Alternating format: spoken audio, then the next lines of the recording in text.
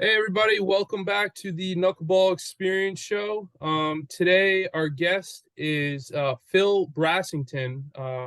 Phil comes from Australia. I first learned about Phil back in high school, I believe I was, and he was pitching for Team Australia in the World Baseball Classic. So anyway, welcome to the show, Phil. Thanks, Zach. Good to be here. Yeah. Today I got my Perth Heat hat on. That's our one of our connections here. We have a mutual friend and Steve Fish out there in Perth, so it's kind of cool. So um, anyway, Phil, what are you up to these days? Where are you at? And yeah.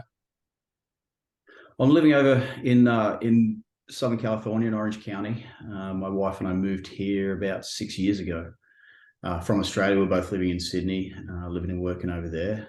I've somehow managed to find myself back in the baseball world, fully immersed, basically, with kids. Having a 6-year-old who's loving it and turns out to be pretty good at it. Wanting to have good coaching for him and his buddies. I've sort of started coaching at the rec level and now doing all-star level and select level and travel level. And it's basically taken over my life here. So I'm pretty much at it 5-6 days a week, coaching kids baseball. I've got private lessons going on. I'm working with the ZT Prospects Academy, plus the Orange County Crush travel team, plus the Irvine Rec League, the Pony League here. So it's basically just sucked me right back in, and here I am, just pretty much every day doing something to do with baseball. Awesome, man. Yeah, I'm jealous. I've been maybe away for a little bit, and but I'm pitching this summer. But anyway, yeah, baseball, it's in our blood, and it's hard to get away from sometimes. So that's great to hear. Definitely. Um, so Phil, if you don't mind, can you go back to maybe your baseball career? Maybe where you got started playing, and how you got into professional baseball, and a little bit about your playing history. For sure. I started as most kids in Australia do, and when you're little, you sort of end up either playing rugby or Australian rules or something like that. And I played rugby, and I wasn't a big kid, and I used to get beat up pretty good playing that. And eventually, I figured out I could throw pretty good. So my mum's like, "What about t-ball?" I was like, "Whatever that is, okay, let's go try it." And it turns out that I really really enjoyed it. So I played a year or two of t-ball at school, and then I got too old for it. And my parents were like, "Well, the next step is baseball," which I'd sort of seen a little bit, I guess, but joined the local baseball team at under 13s. So at 10 years old when I started playing baseball. And because I could throw, the coach just said, "All right, well, you're going to learn how to pitch." And so I started off standing a step behind the plate and step onto the plate and throw the ball at the catcher. And that was sort of how I started pitching. That developed into, okay, now you have to stand on the plate, and then you've got to, do these certain things, do a leg kick. And so it was just basically just a complete evolution of somebody who'd never really knew how to do it, that was sort of told one thing one year and one thing the next year, and it grew, and I kept doing it. Started representing my state at I think 13 or 12 was my first state representation, and then that expanded into representing the senior level, and then going into Claxton Shield, which was at that point the elite level in Australian baseball. The ABL then came about. Played with Perth Heat, played with Sydney, played just about with everybody in that league over the years. Being from Canberra, we never had a team other than the mid-90s. So I was able to go travel to other cities and play for those teams. Got an opportunity to go to college in Texas at Lamar University in Texas. I was a fastball slider guy at this time. I was sort of, low 90s, might touch mid 90s with a good slider, and got through college with a good record. Was drafted by the Royals in the 5th round, and just suffocated right at the end of my college career. I kind of had elbow troubles. Was drafted, couldn't get through those. Had Tommy John a year in. Basically, had 2 years off. Came back, threw me into Double A, and I sort of tore my labrum in spring training and was released. I kind of tried to get back, but I'd always had the knuckleball. I started messing with the knuckleball at about probably 14 or 15. And it was always one of those pitches that made everybody laugh because it did crazy stuff, and people would, try and catch it, get hit in the face, hit in the head, hit in the chest, and it was always depending on the wind and the weather, how nasty it was. Yeah. And I'd always kept that because that to me was whole lot of fun to throw. It was totally different. Nobody else could really do it. Everybody liked to talk about it. So, oh, you should see this. Throw us a knuckleball. Throw us a knuckleball. And once my arm got to the point where I really couldn't throw fastballs too much, I was like, well, maybe I can just flip knuckleballs around. And I kept doing that at club level. I was, back after my pro career, I came back and playing club baseball in Canberra and throwing some knuckleballs here and there. I tried to come back independent ball. I went over there in '99 to Albany, New York, in 1999 to play in the Northern League. Had a couple of good seasons, and then about halfway through the 2002 season, I think I was like 8-0 going into the All-Star break, and I just got that stabbing pain right through my shoulder. I basically knew I was done. Yeah. So I came home after that season, had surgery, and then went back and wasn't quite there. And I just tried to throw knuckleballs to be a full-time knuckleballer. And it took me a couple of years before that pain went away. But that was what kept me hanging around. Then come the 2006 World Baseball Classic after the Olympics, baseball was sort of removed from the Olympics. I got a phone call and said, hey, can you throw the knuckleball? I've got an idea. John Diebel, the manager of the Australian team, was just sort of throwing around how we were going to beat some of these, the Dominican and the Venezuelan teams. And I said, maybe. So I got back into the club baseball, started throwing it there, and was like, man, let's give it a shot. So It took me into camp, and I threw it against the Japanese. Bobby Valentine was coaching the Chiba Lotte Marine, the Mariners in Japan, and I threw really well against them. We came across here to Florida for a pre-event, threw against Boston Red Sox in spring training, and it was sort of working. It was coming together. It wasn't too bad. I still couldn't throw my fastball, but it just all came together, and then made that final team. Started against Venezuela, and sadly we only lost 2-0. But I get out there and throw knuckleballs. Pete Moylan comes in behind me, throwing 96 from down on the side and making those guys look silly. So it was a good combination. They had a good game plan. I sort of slowed their bats down and got them off balance a bit, and then Moylan came in just burning fastballs by him. So I guess he can thank me for his big league career. I've heard of Peter. He's got a really good story, inspirational, just a grinder. And Sure. So how old were you when you were in the World Baseball Classic?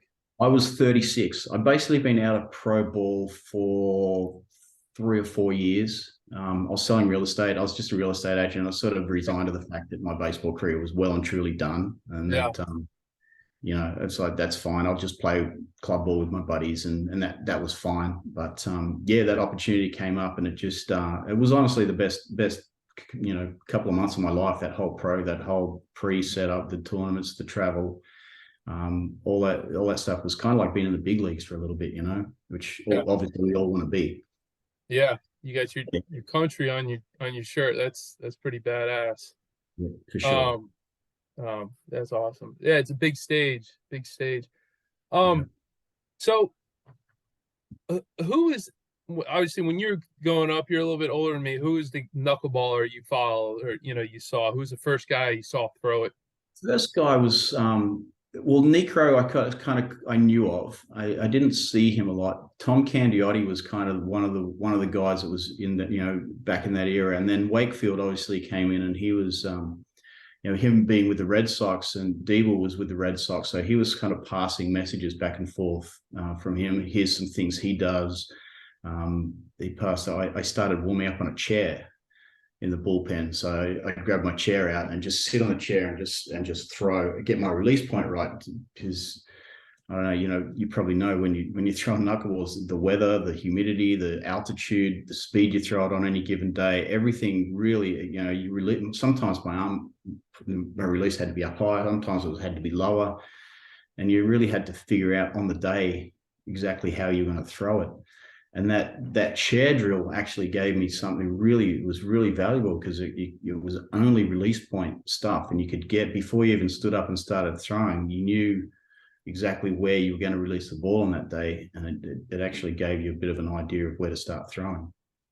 That's smart. It's like isolating. It's like tee work, right? If you Yep. can't hit off a tee well and you jump straight to whatever BP or whatever, like you could be way off, and it kind of, I don't know, calibrates you, gets you started on the right path, I guess. Sounds like. Yeah, exactly. So it was kind of a bit of a laughing point for the bullpen. It's like my chair had come out at 40 feet. Just sit there in my chair and just start letting the ball go and figure out exactly where I was going to be with it. Was I going to use my fingernails or my pads, or was I going to have it back in the hand or out in the fingers, or whatever it may be on that day? And Yeah, whatever worked, you'd go with. yeah, that's yeah. I I'd never use a chair, but I would always start like super short. Like if I can't throw it at 10 feet, why would I start at 60? That was my mentality, but 100%. Yeah. nice And and it's easy. Well, you got a ball there, Phil. How did you what was your grip when you first started, and maybe where how did it change through your career?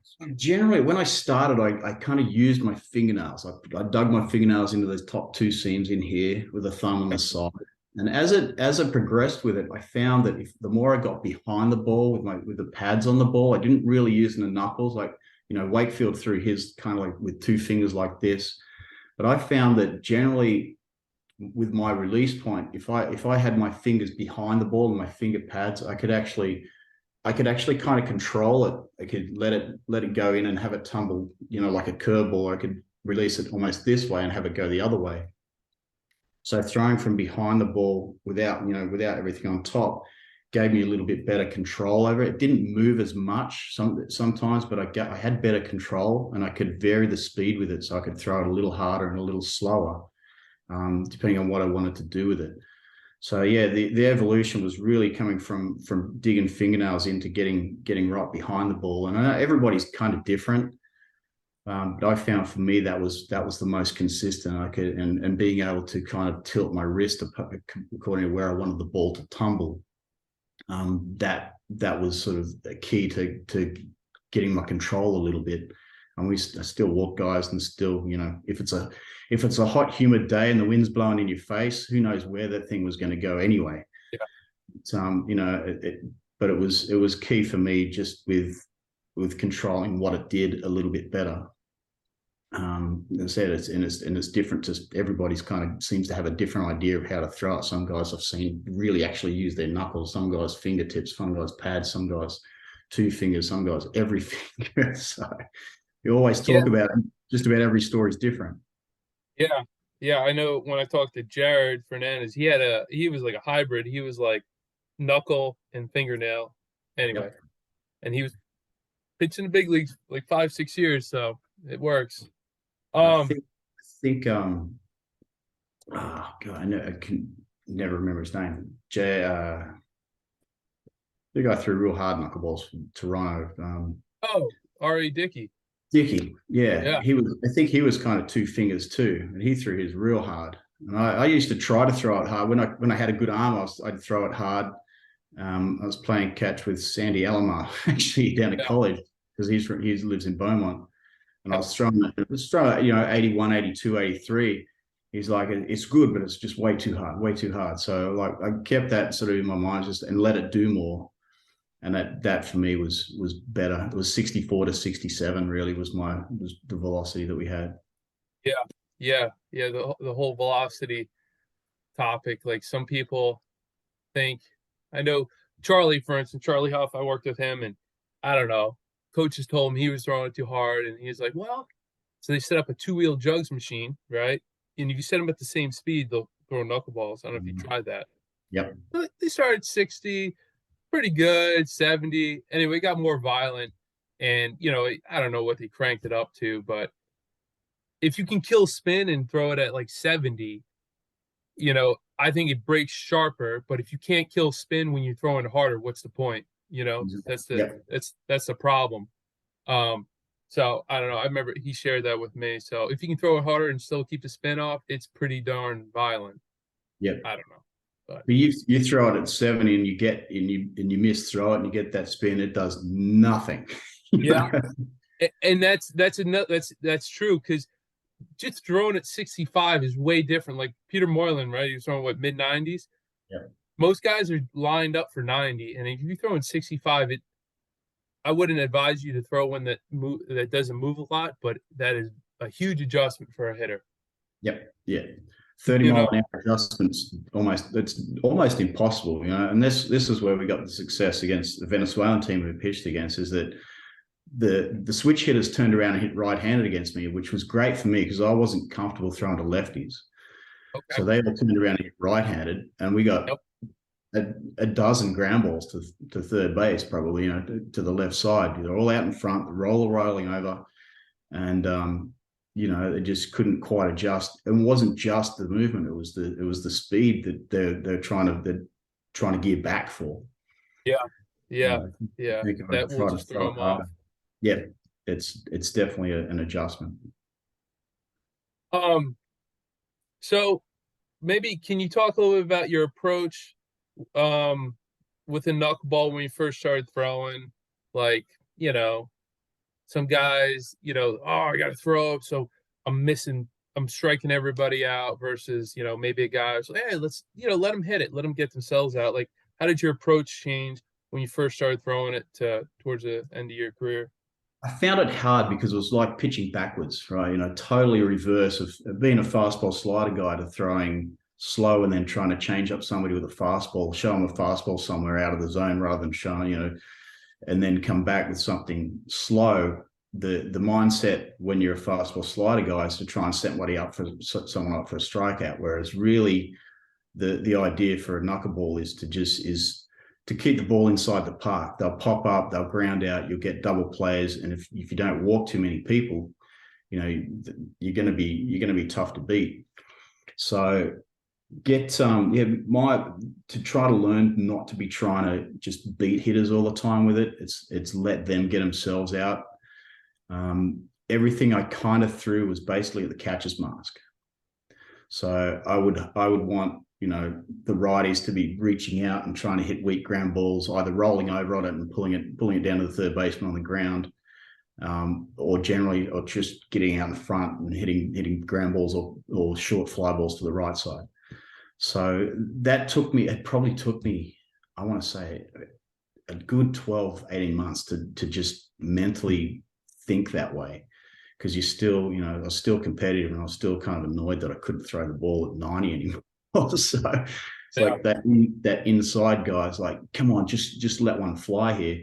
It's like, no, I'm doing it. I have to do it backwards. So yeah, that was probably the biggest adjustment for me as well. But the approach eventually had to be just get it around the zone. Don't try and be too fine with it. You're not trying to paint corners with a knuckleball. You're actually trying to show it to the hitter somewhere where they're going to think they got a good chance of hitting it. So you've got to start it up somewhere around the belt and let it dive and let it do its thing.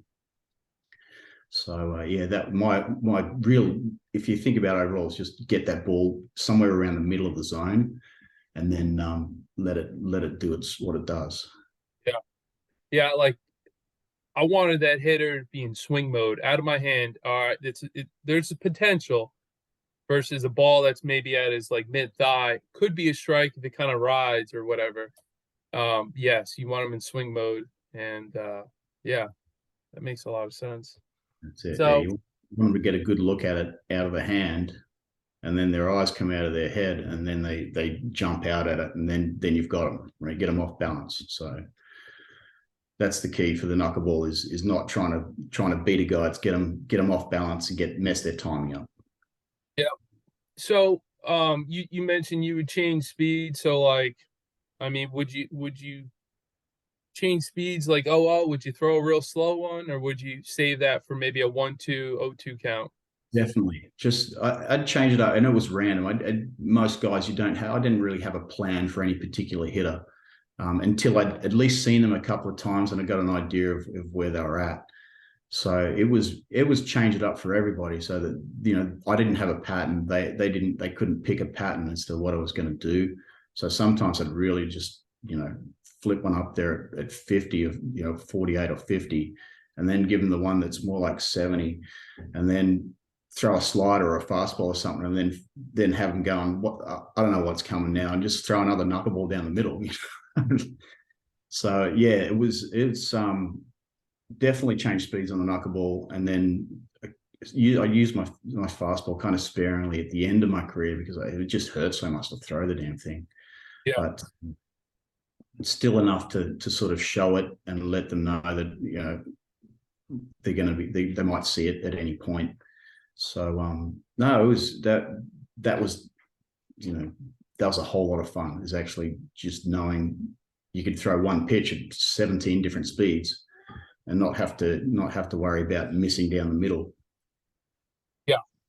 Yeah, it just adds a whole another side of it. You don't have to be so perfect. I feel you don't have to be so perfect with movement. Like you can throw, say you threw one 65 like this, and you threw one at 55 that was flat, could get him out front, you know. Sure. You know, with like you said, with changing speeds, it's just, I mean, it's like 3 or 4 different pitches, like right there. When you did that, what did you think about when you're changing speed? So obviously, you know, with the when you're a conventional guy throwing fastball changeup, ideally you're just changing your grip and you're letting the grip do the work. What were you thinking about when you threw a slow one? What I mostly try to think about is keeping everything the same, keeping my Okay. motion the same, keeping my arm action the same. And it was minimal because, you know, with a knuckleball, you have to kind of slow your arm action down because the grip's no different. You do have to sort of change things. So you really being conscious of keeping everything fluent and not trying too much to mess the hitter up with my body rather than the, you know, the velocity. So sometimes I'd push the ball back in my hand a little bit more. And Okay. while that would tend to tumble a little bit, it usually when you throw a real slow one, you could get that tumble, you could get over a strike, and they're looking at it, they're like, no, I'm not swinging at that. And then you get ahead with it anyway. And then when you throw the harder one, you know, it's still, you get it out in the fingers, and as you know, it could go this way, it could go that way, it could drop, it could float up and around, it could do these ones. Yeah. And I mean, the great advantage is you don't know what it's going to do as little as the hitter knows what it's going to do. And that couple of miles an hour, even if it's 5 or 10 mile an hour change, a difference is plenty to get them off balance and get them thinking, you know, what am I going to do? Yeah. It's you're working with speeds that they haven't seen for, you know, when you're in the World Baseball Classic, they haven't seen in like 20 years, or, you know, maybe not like 10 years when they're in like maybe middle school or whatever. Yeah, So exactly. awesome. All right. Let's see. What did your, I don't know, preseason and in-season program look like throwing program? Did you throw your knuckleball long, short? I mean, were you long tossing your fastball? Like when you were a full-time knuckleball guy, what did that look like? Well, when I was a full-time knuckleball guy, because I was hurt, my shoulder wasn't really, I didn't do a lot of throwing. I didn't Yeah. want to do too much. But I did a lot of touch and feel stuff, a lot of flat ground work, a lot of release point work. So when I was doing bullpens, I would do the same routine. I'd sit in my chair, I'd get my release point, I'd get back to about 50 feet, and I'd just sort of stand and play catch flat footed. Then I'd sort of move my way back to throwing from the mound down the hill a little bit side on, go from the set, and then work wind up. So I'd change up going from the set, going from the wind up to make sure, you know, arm angle was right, release point was right. And it was more feeling the pitch than it was anything else. I wasn't trying to build my arm up. I wasn't trying to stretch it out. It just, like I said, at that point for me, I couldn't do that. But if somebody was healthy and strong doing that, I would definitely probably maybe long tossed it a little bit, not like too far, not 300 feet, but maybe 120, 140, just to stretch it out and get that, again, your release point. If you want to throw that harder one, you want to throw, you know, change your speeds on it, that's good. And obviously the long toss is good for arm strength for pitching anyway, and lengthening out everything out. So I would still, I've got it. There's a young kid here who's sort of knuckleballing now at about 11, 12. He's got a pretty good one. So we do a really kind of a hybrid mix of stuff that's power pitching plus still a lot of feel work for his release point and that. So he's really coming along with that, and that seems to be working. So that's, yeah, it was more for me, said it was really release. You had to get a consistent release point and you had to adjust to the day. I don't know if you had that when you threw yours, like the day, the weather, the humidity, the wind, the direction you were throwing, all for me had a different velocity, a different sort of arm angle, a different approach, slightly depending on where you were throwing and what worked. So my experience was, well, I had to change it a little bit anyway. Yeah, yeah. My biggest thing, obviously, if it was cold, and just like anything, right? If it's cold, you have less feel. I had less feel. That was tough. Or if it was rainy, you know, I'm always. I remember I was pitching and I knew it was raining that day, so I talked to the field crew. And I don't know about you, like rosin, with sweat or moisture gets a little tacky, right? Which was for me the nemesis spin. So I had them take that field dry, the stuff when it rains, they put Yeah. I said, "Hey, put a little bit in the behind the mound. It's totally legal, right? It's part of the game." And I would just pick it up there and that would help me, dry my hand. And I'd either do that or weightlifting chalk, which Yeah. is which would suck up the moisture, but it wouldn't get tacky. I know there's little tips and tricks.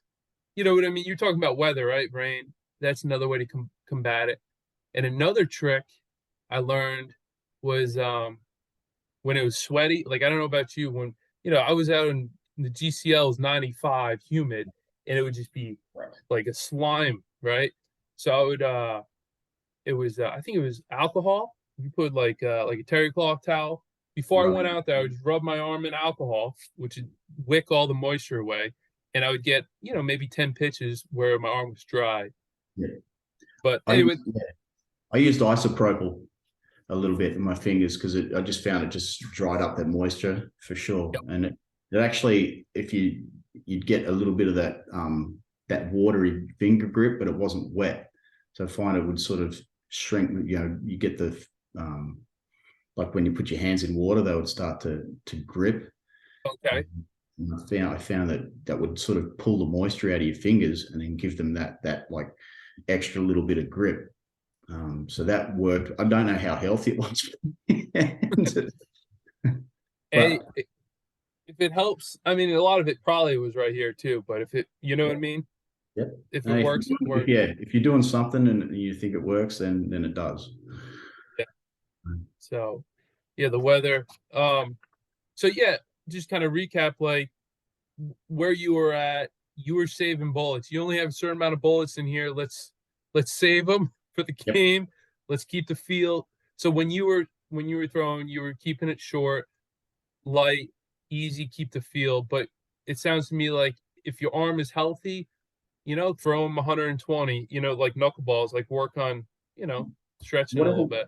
whatever works. And if you can't control it over that distance and bring it in a little bit, play catch with it.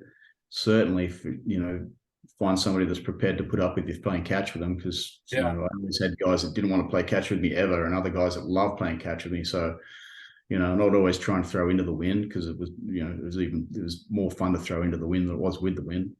Yeah. Yeah, for sure. I mean, the more you throw it, the better you feel for it, and the more you learn about it. So you can, I was always experimenting with different grips and different seams, and where my thumb was, I found my thumb would control the ball a lot more than I thought, with direction and spin. So I always made sure my thumb was on a seam on the bottom rather than just sort of resting.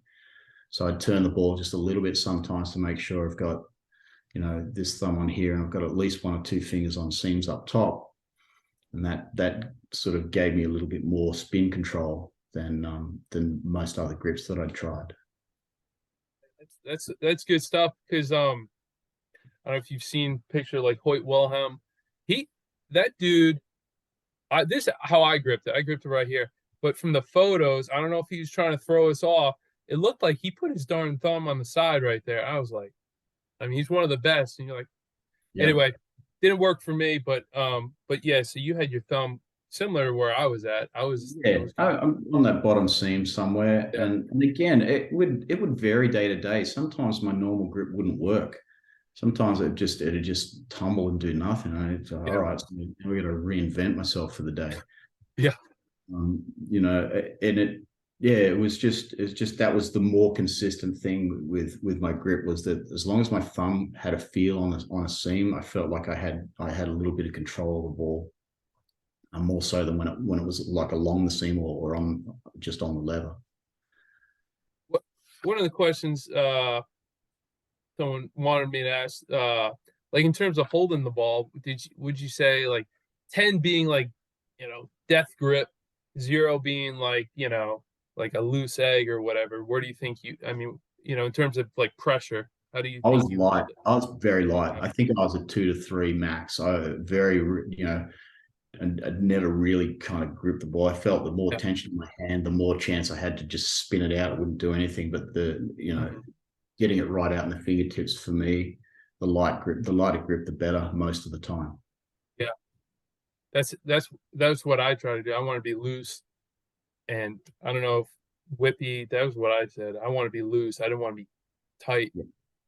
I was trying to fight that anyway. I was trying to compete too hard sometimes, and I was always fighting that.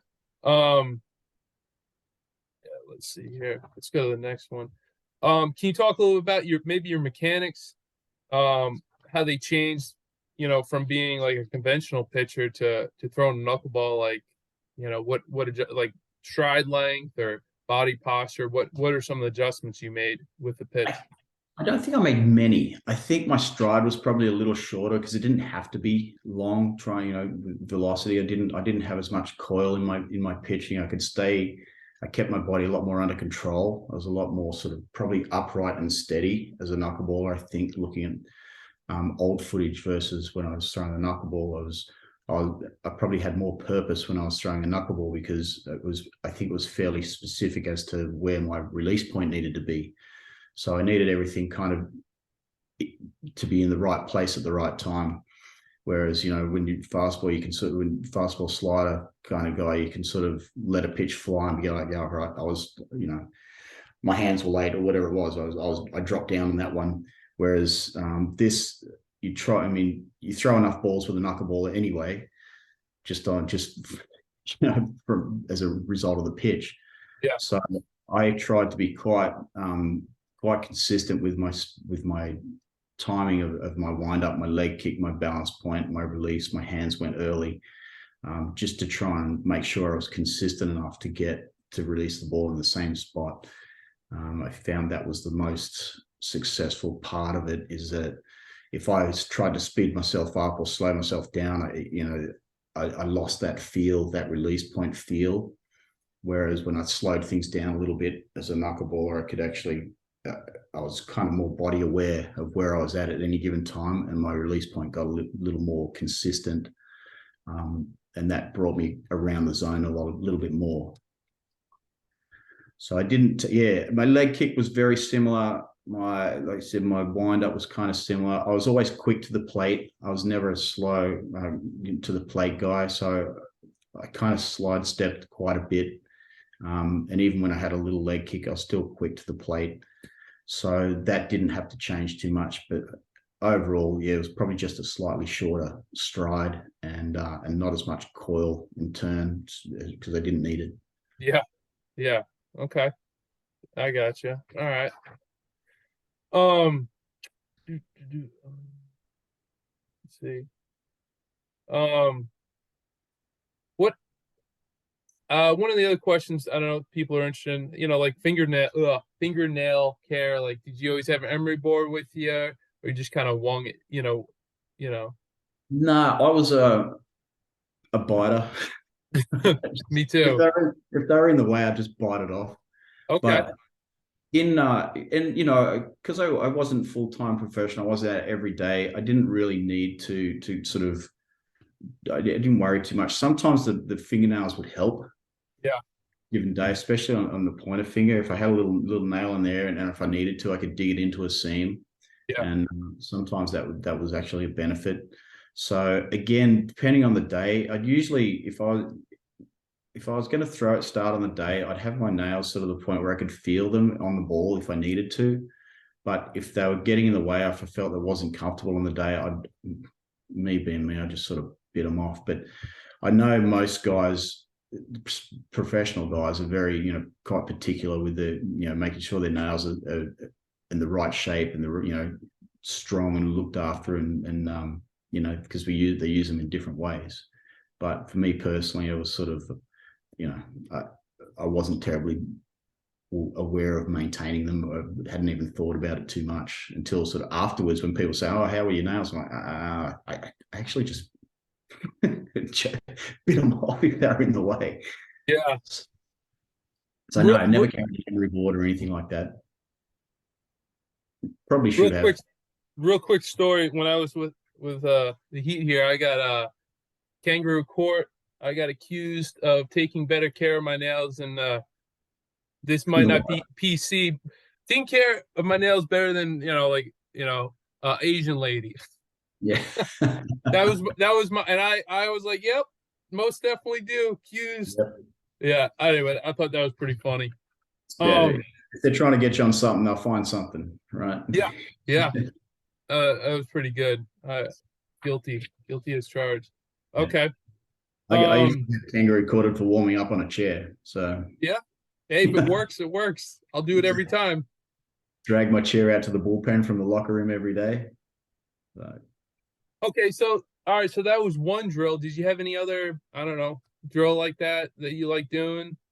Not really. I wasn't on the chair. I was on a knee. I'd use a knee if I didn't have a chair for some reason. And again, same principle. Just release point stuff. And again, I always found that some days I'd be down low, some days I'd be up in the middle, and that allowed me to find that for that particular day. It wasn't a drastic difference. It wasn't like, one day I'm right up here, and then the next day I had to be sidearm. It was just a couple of degrees difference, but it made all the difference on, when you get out to the mound and you actually know where you should be with it. I didn't do a lot of other drills really. Like I said, most of what I did, I lay on the ground a lot and threw the ball up in the air with the grip and just try to get it not to spin, trying to get it to kiss the ceiling. And again, that was just feel stuff. Yeah, it's a good idea. Or just keep the ball in the car when I wouldn't advise it, but yeah, just you're at a red light or whatever. The feel. I had an old Toyota Corolla back in the day, and I'd actually drilled my baseball into the gear shift. So that was kind of fun. I was thinking about doing that one day, and I don't know. I didn't get around to it, but yeah, I thought that would been a pretty cool touch. It's pretty funny. Let's see here. What would you say was maybe your toughest outing, maybe one of your best outings? So like one of the things I wanted to come across with, somebody that's trying to learn to pitch, like you're going to have a bad outing. I don't care who you are, Phil Niekro, Charlie, all those guys had tough outings. So, if they have a tough outing, they gotta be able to see like, hey, this is part of the process. I'm not pitching for tomorrow. I'm pitching for 2 years down the road when I finally get it. I don't know, maybe just talk about, like you can start with your best outing or, one of your toughest outings, and that way the listener can see what to expect. For sure. I mean, as a knuckleballer, my toughest outing was probably one of my first two starts coming back after surgery and deciding I was going to be a knuckleballer, because I'd thrown it before in games and I'd messed around with it when I was healthy. And I had games in Australia where I was like, today I'm just going to mess around and throw knuckleballs, and I'll throw fastballs. And when you're throwing 92, 93 and you've got a 60 mile an hour knuckleball, it's not fair to hit it. And you come back with 19 strikeouts and just be like laughing. Oh, that was fun, but that's not what I do. So it's just like, kind of a gimmick. But my first outing, coming back off surgery as a knuckleballer, I was playing for Allentown in the Northern League. And I was still a little tight and sore, and I was like, this may or may not be any good, but I've got to get out there. And I was throwing against a good team. And I just couldn't I just had no feel for the pitch that day. It was a bit cold, a little windy, and the ball's just sort of tumbling a little bit. And I was like, I'm in trouble. And I couldn't get it right in the bullpen. And I just came out and just gave up hit after hit. I just couldn't, I couldn't get the ball to dance. So I may as well have just been throwing batting practice. And it was a learning point, because I knew at that point I had to figure out something when the ball's not working pre-game, and when it's not doing anything, and you don't have a feel in your fingertips. What are you going to do? How are you going to manage that? And I figured out I'd go out and get a little run some really hot water on my hands, get my skin soft. And my skin was kind of dry and it didn't feel good. So I get some the massage oil from the trainer and hot water on my hands, and it just gave me that softness back in my fingers that I needed. I think the first inning I probably gave up 6 or 7 hits maybe, and a bunch of runs. I was like, I've got to do something. I got to figure this out. So I quickly talked to the trainer and got some oil and went and got my hands hot, and it actually gave me that grip back, what I needed. But that was like, what am I doing here? I'd come back after surgery and I was like, I've never done this before as a full-time knuckleballer, and now I'm like getting lit up. Is this really what I'm thinking? And this was all going through my head in that one inning. Yeah. I figured it out and got through a couple of innings, and it's just like, okay, well, maybe it's not so bad after all. But in reality, my best outing was probably the game I pitched against Venezuela in the World Baseball Classic. I'd had some good innings leading up to it, but again, after a couple of years off of not really playing at any level, I didn't know how it was going to go. And nobody really did. It was kind of a bit of a gamble to say, all right, well, we're going to bring this guy in, and he's going to throw against some of the best players in the world, and we have no idea if the pitch is going to be any good or not. Mm-hmm. But I had my fair share of walks. Was trying to be careful with those guys, full respect to that team. But again, once I got comfortable, once I realized you started to get some confidence, I was like, okay, well, these guys are struggling with it, with the velocity and a little bit of movement. It was a nice humid day. After probably after the second inning, it's like, right, this is good. We're okay. And I went out there and just finished. I think you're only allowed to throw 60 pitches, which I threw in 4 innings and only gave up 2 hits. So that was what basically for me made my career. It was the best that I was ever going to do. It was, and we got to the point where we had a chance to beat Venezuela in the World Baseball Classic, who had Bobby Abreu, Almo Vizquel, Maglio Ordonez, Miguel Cabrera. There were some names in that team that it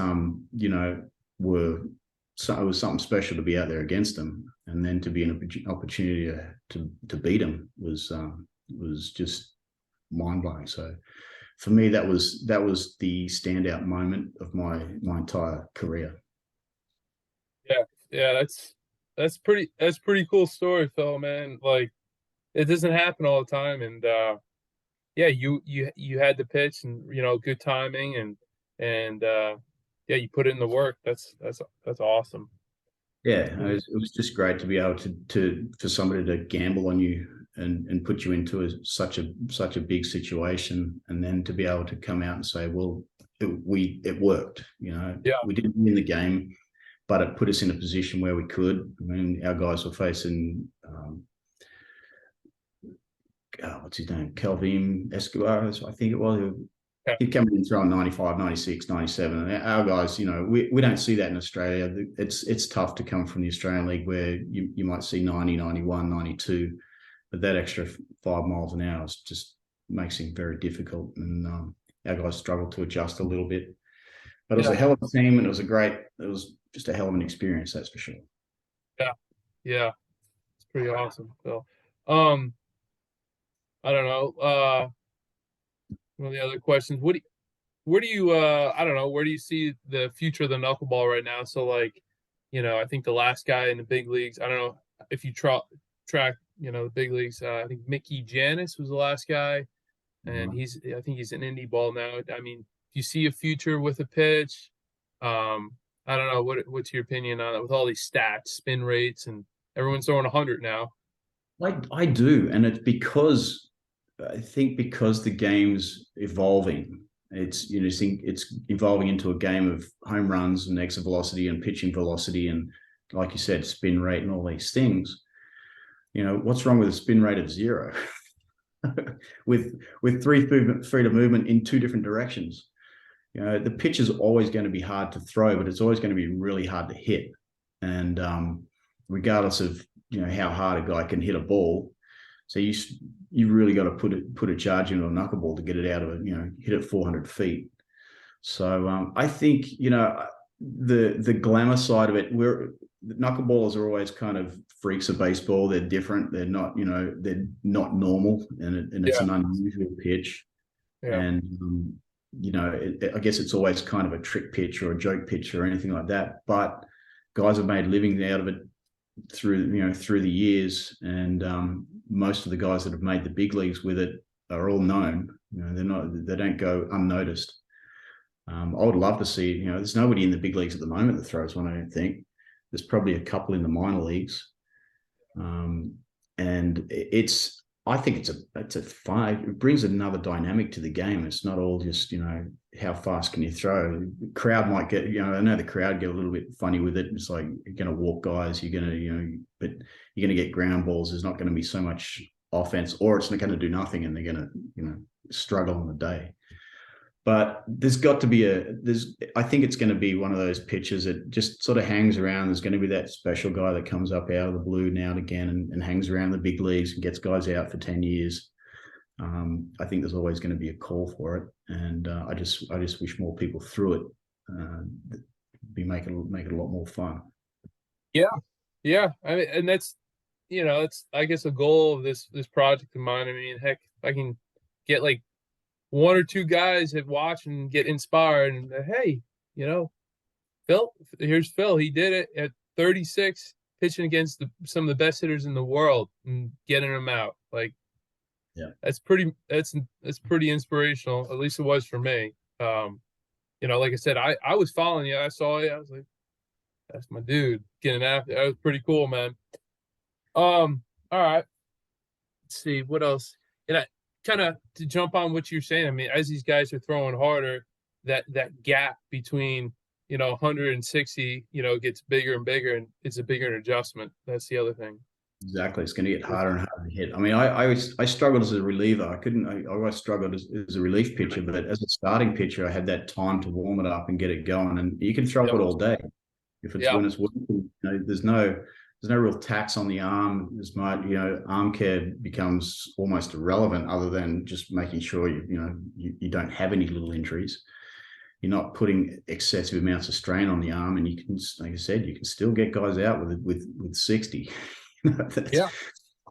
So I think it's harder to hit. Ask any little kid. You see these kids that I'm coaching now that are 8, 9, 10 years old, and you can throw them pretty firm and they hit it. But you lob the ball in there even straight, they can't hit it. Everyone's diving out in front. Everybody's geared up for velocity, but this guy brings a whole new angle to the whole deal. So anybody out there listening, go throw it. Get in touch. Yeah. Get in touch, and we'll teach you how to do it. But, that, and then the whole arm thing, right? If I'm trying to throw 100, it's a good chance my elbow is going to have some issues. But if I'm trying to live at 65, I feel like generally you can have less injuries. I'm not saying get them injury free. I know there's been some guys, knuckleball guys, that have had Tommy John, but that's I don't think that's normal. I think you're gonna have less arm injuries. I feel like, because you're not trying to tax and go hard. You're just playing a game of catch almost. That's what I try to do. For sure. Exaggerated game of catch. If I had my time over again, once I learned to pitch the knuckleball, so probably in my late teens, early 20s, I would just go to knuckleball and save my 93 for my changeup. Save 93, 94. You throw 66, 16, buzz 94, and nobody's going to hit that. Mix it, throw that off your slide.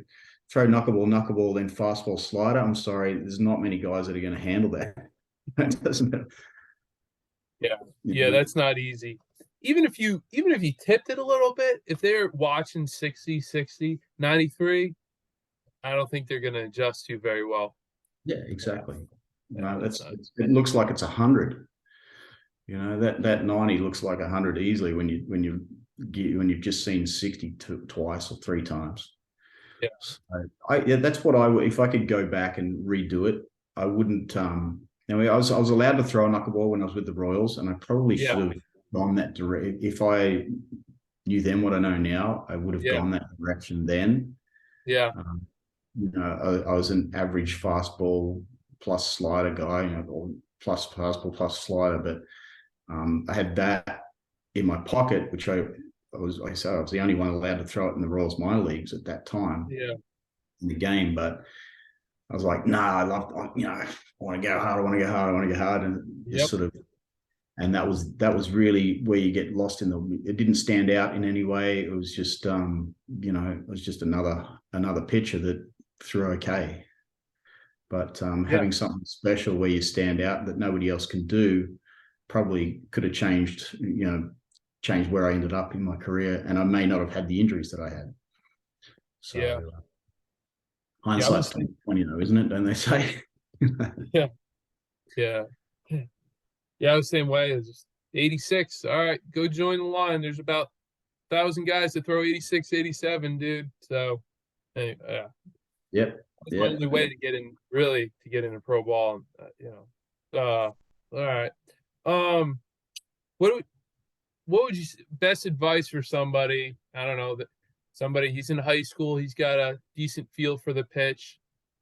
Well, I mean, what kind of advice would you give the kid? He hasn't thrown in the game. He's throwing it really good on the sidelines, and he wants to throw in the game. I mean, what are some tips, advice you'd give to him? Number one would be throw it in a game. Get out there and throw it. See how it goes. Just to, go out there and say, right, today I'm going to do this. I'm going to throw it to every hitter that I face. I'm going to throw him one. It doesn't have to be trying to get an out pitch somewhere in the middle of the count. Just mix it in there and see what it does. Okay. And find out where you miss with it, and then try and adjust the next time. If you're throwing it down and you're bouncing it, then give your target a little bit higher. If you're throwing it up and it's drifting, then just adjust. So that's the great thing about pitching, is that you get instant feedback from whatever pitch you throw. You know exactly where it went, and then you can adjust it next. So the same thing with the knuckleball. Get out there and throw the thing, and then try and make the adjustments, and then go and do some homework, learn about the pitch, learn what it does, learn, from your own throwing, learn where it works best, and then go out and trust it, go and give it a go. That's what I would say. Try. So many of the best knuckleballs in the game have been outfielders and infielders, that throw some nasty ones, but they don't have that confidence in themselves to say, I'm going to be a knuckleball pitcher. I remember Mark Lemke. Remember he played second base. He was a pivot for the Braves. He came back to independent ball, and he was a knuckleballer. He came back as a knuckleball pitcher for New Jersey in the Northern League. And so we got talk to him a little bit about it. And he had a pretty good one too. I need to get in touch with him. That would be a great story. Talk to him. Yep. I was with the Jackals, and one of the coaches, he was there forever. He told me about Mark and his season out there. But there's a big difference between the sidelines and the game. Things start leaving you when you get in the game a lot of times, and you gotta work it out, kind of like what you were talking about. Just get out there. You just got to go do it, and no matter what you do in baseball, you can't be afraid to fail, and that's the whole thing. It's like you fail forwards in this game, no matter what, and that's how you do it. So, all right, well, I'm going to do this, and that's how I ended up being a knuckleball. It's like, well, that's what I've got left. That's going to keep me in the game. That's what I'm going to do, because I want to be in the game. And there's a lot of kids out there who will get to a point in their life where they're at probably at the highest point that they'll be with their peers. It's like, if you've got that in your pocket, then see if it makes you stand out. Throw it to some hitters, have some fun with it. Don't be afraid to hit guys. Don't be afraid to walk guys. Just go do it. Well, I like what you said, falling forward, like you have to be able to learn from your failures and your successes, right? Whatever it is, that's important. You got to, be aware, be conscious of what you did on that day, and when you threw well, and what you did when you threw bad, and yeah, learn from it. Yeah, That's for sure. If you don't know how to fail, if you can't accept failure in this game, you're in the wrong sport. yeah, yeah, and that's just one thing. Like, if you want to do it, do it. Don't be afraid to fail, but learn. That's key. Make sure you learn along the way. Yep, for sure. Um, that's good stuff. Um, well, Phil, man, we went through a lot there. I think we laid a pretty good foundation there. Um, went over a lot of stuff there. Is there anything that maybe we didn't cover you wish, maybe you knew when you first started throwing a pitch, or you just, you want to come across with your time here? If I think as a teenager, when I started throwing it, and Yeah.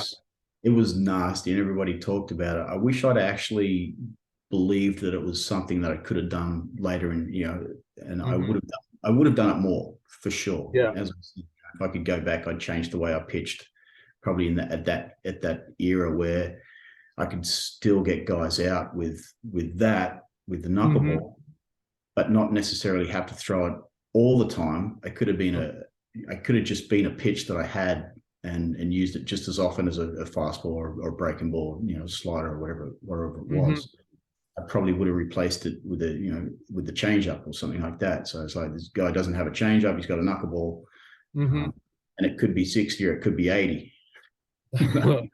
So that, yeah, too soon, too soon old, too late smart, they say. But Yeah.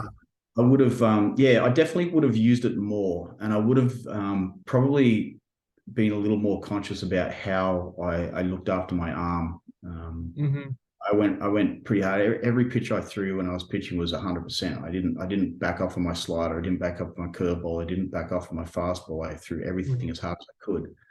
Hmm. And knowing that there's going to be some tax on your body when you do that. Hmm. Doing that 100, 120 times every couple of days isn't necessarily beneficial to you to your body later down the track. Whereas Yeah.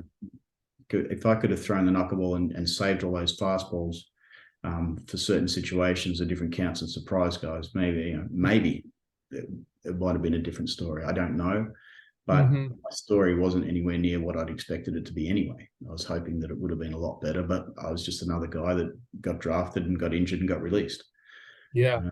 And going through that, so all those elements of maybe what if. I think my biggest thought that goes through my head is, what if I had have been a knuckleballer at a young age instead of an old age trying to hang into the game. Yeah. Yeah. I thought about that, similar story to you. Like, I always had a good one. Like, probably since high school. I had a good one, but like you said, I didn't have it here. I didn't like, it's good. And then the coach was like, come on, man, stop throwing that, like, and it's hard, right? Because they don't know anything about it. You No, know what I that's mean? it. It's Yeah. it's it's just this big question mark. I don't know, is that good or whatever? And I wish I had somebody, like, that threw it, and said, you can do this. Like, that was a I don't know, whatever you want to call it, tipping point for me when I had a opportunity to meet Phil Necro. I mean, like, it's like Michael Jordan of basketball, and he For was sure. like, "Hey, you got it." I mean, that changed my whole frame of mind. Where it was like, I really didn't care what someone else said. Like, "Oh, what are you doing?" or whatever. Like, it changed my whole frame of mind. Like, Yeah. it got me through the tough times because, yeah, I knew I can do it. You know what I mean? So, yeah. So, Yeah. like, that's the thing with this. Like I said, with this project, it's just a resource. Some kid, you'd be like, hey, check out, you send me email, hey, what do you think of this video, what do whatever, and inspire the kid, be like, hey, you got a good feel for it, make these adjustments, and yeah, help somebody out with it. So Yeah, for sure. Don't let somebody who doesn't know what they're talking about affect what you do. yeah, and, And just to reiterate, like I'm not talking bad about the coach. Like I'm not. It's just one of those things they don't. You know what I mean? Like he was doing the best he. Some of my coaches the best they could. They just didn't know any better, and it's not their fault. It's just tough. It's really tough. So.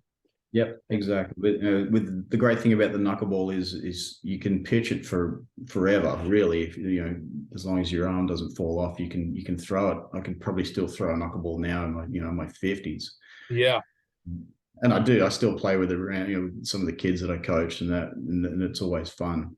But again, why not try it early and then go back to, if it doesn't work, you can go back to being a normal fastball breaking ball pitcher. Mm-hmm.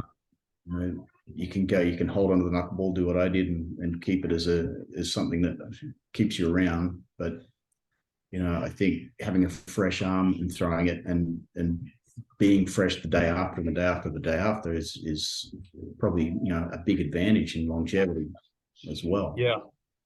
Yeah. Like it. I feel people like, oh, you can pitch every day. I don't know. I guess for me, like if I started through 7 innings yesterday, I could probably throw, but it wouldn't be as good. But my arm was definitely better the next day than versus if I was like a fastball guy trying to throw as hard as I could the day before. So, like I threw short relief 2-3 days. My little girl just came in. She's good. Oh, okay. But yeah, I threw. You can throw short relief 2-3 days of rest, like, and then I can go out there and throw competitively. Yeah, for sure. And I think the recovery is probably a lot better. Not necessarily the day after, but you could probably pitch on 2 days rest more consistently than you could as a fastballs guy who throws 100+ pitches, and you need those 3-4 days rest. Whereas with this, you're not putting as much stress on your body, on your muscles, doing it.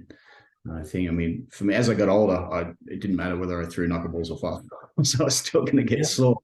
But when I was younger, I could definitely throw the knuckleball in a game a couple of times a week and not have to worry about it. But again, you just everyone's different. But I think over the long term is probably not going to put as much stress on everything over a long amount of time. And I'm sure there's a lot of guys that aren't going to make it as fastball, curveball pitchers that throw knuckleballs that don't trust themselves or don't believe in it, that are just going to go, well, I'm not going to do anything in the game and I'll go do something else. Yeah. So give it a shot. Yep. Like Wilbur Wood, I think he was throwing like, I don't know if you remember him, lefty knuckleball guy. He threw like 360 innings a couple years in a row. Yep. Which is, I think he threw like, he started two games on the same day. Like he was the epitome of workhorse, and that's valuable, right? He's doing the work of a pitcher and a half out there. Yep. 100%. So I want to see more of it. More. Now that people around here know that I sort of threw the knuckleball and stuff, I'm starting to get a lot more questions like, hey, show me how to throw it, or how did you throw it? And I sort of throw it, and it's starting to become a part of the conversation just around, because people talk and they say, oh, through the World Classic through knuckleballs, and knuckleball, I love the knuckleball, but nobody really does it anymore, or nobody, it's not really a thing. I said, well, it's because nobody does it. Yeah. It's one of those things. So, well, so hopefully I should ask you about this little plug. So you're out in Southern California, you said. Yep. So if someone's watching this and they live in the area, they can look you up somehow and connect with you. Or is there a place? What's the name of the indoor facility where you work at? Well, I got my own academy. I've just started. It's called HRT, which is Hit Run Throw. Okay. HRTbaseball.com, and they said it's just mostly for young kids, but I'm doing a lot of private lessons. I'm kind of easy to find on Instagram and stuff like that. Okay. We'll be building the social media around the academy a little bit more in the next couple of months. Okay. But yeah, people reach out to you. I'm more than happy to give contact details and emails if they want it at any point. and Okay. having conversations. Yeah. Yeah, that'd be great. Just it's one thing to, listen to an interview, watch a video, but it's another thing to be in person and get quick, instant feedback. Um, that's the best way to learn, I think. So, Sure. uh, Yeah, definitely. yeah.